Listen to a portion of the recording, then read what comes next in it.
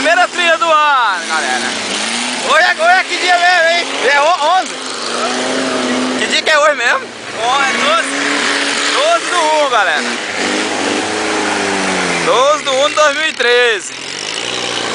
Estamos saindo aqui, primeira trilha do ano. Pode ter certeza que aqui vai para os vídeos do Cafogo.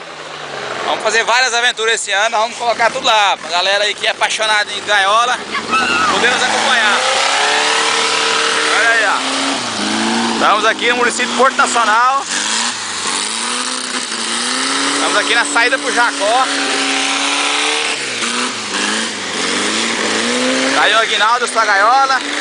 Vanderlan e o seu Fusca maluco. Aí.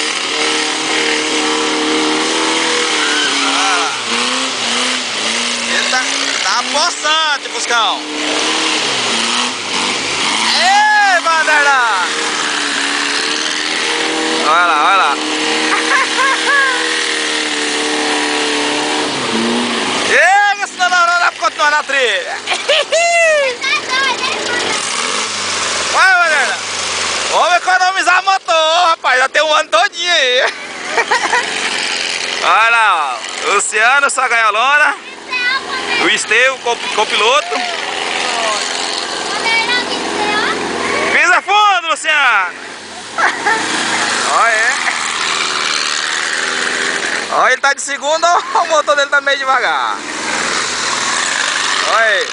Tá sem força ou tá de segunda?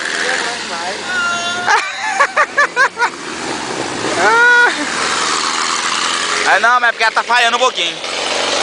Ela tá queimando 3 cilindros só. E aí, Aguinaldo, o que foi aí? Opa! Vai fazer o gol aí, rapaz! É, Luciano! Tu consegue fazer o gol? Quer fazer um gol, é? É isso aí, galera. Para você mandar formiga? Ei, pai. Oi? Assim, Tá vazando, né? Porque sinal que o tanque tá cheio. Olha lá, Aguinaldo sua gaolona. Galinha macia, ela é engordada, vai ficar bom. É.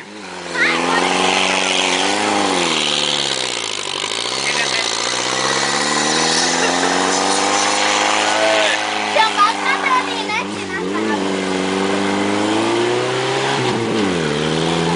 Vai na frente.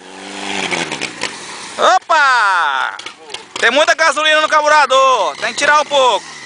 Tá afogando.